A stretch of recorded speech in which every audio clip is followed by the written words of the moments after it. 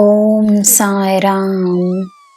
ನನ್ನ ಮುದ್ದಿನ ಮಗುವೆ, ನೀನು ನನ್ನ ಲೀಲೆ, ನೀನು ನನ್ನ ಮಗು. ನಿನ್ನ ಜೀವನ ಈ ಸಾಯಿಯ ರಚನೆ.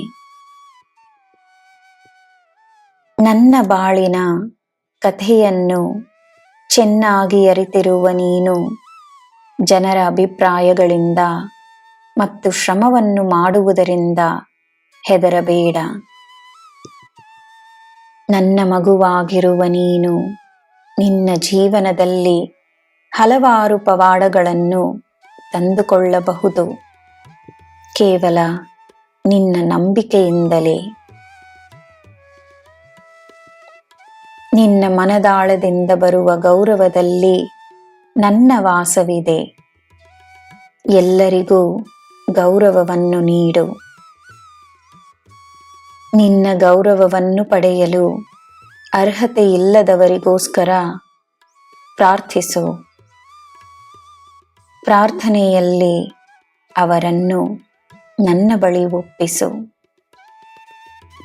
ನಿನ್ನ ಜೀವನವನ್ನು ನೆಮ್ಮದಿಯ ಪಯಣವಾಗಿಸು.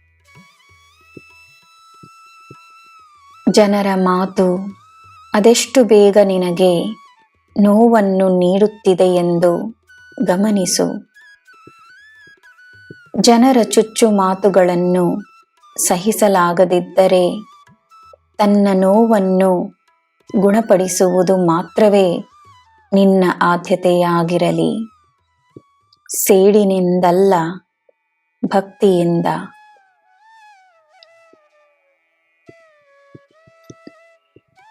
ದೇವರ ಪಾದಕ್ಕೆ ನೀನು ಸಮರ್ಪಿಸುವುದು ದೇವರ ಹೊಣೆಯಾಗುತ್ತದೆ. ಕರ್ಮ ತನ್ನ ಕೆಲಸವನ್ನು ಮಾಡುತ್ತದೆ. ನಿನ್ನ ಆರೋಗ್ಯದ ಮೇಲೆ ಗಮನವನ್ನು ನೀಡು. ನಿನಗೆ ಅಗತ್ಯವಿರುವ ಆಹಾರವನ್ನು ಸೇವಿಸು. ಚೆನ್ನಾಗಿ ನೀರು ಕುಡಿ. ಸಮಯಕ್ಕೆ ಸರಿಯಾಗಿ ಮಲಗು. ನನ್ನ ಮಗುವೆ, ನಿನ್ನ ಮನಸ್ಸನ್ನು ಹಗುರವಾಗಿಟ್ಟುಕೊಳ್ಳಲು ನಕಾರಾತ್ಮಕತೆಯಿಂದ ದೂರವಿರು. ನಿನ್ನ ಬಲವಾಗಿ ನಾನಿದ್ದೇನೆ.